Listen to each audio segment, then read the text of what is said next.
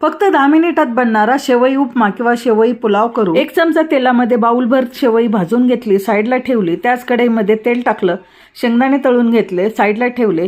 त्याच तेलामध्ये जिरे, मोहरी, कढीपत्ता, 1 मोठा कांदा बारीक चिरून घेतलेला, त्यानंतर 4 हिरव्या मिरच्या टाकून परतले। अर्धा बटाटा बारीक चिरून घेतलेला तो टाकला, हळद टाकली, मीठ टाकलं, चिरून घेतलेली कोथिंबीर टाकून थोडंसं परतलं। छानपैकी भाजल्यानंतर शेवईचे 1.5 पट पाणी टाकलं आणि पाण्याला उकळी आल्यानंतर भाजून घेतलेल्या शेवया टाकल्या।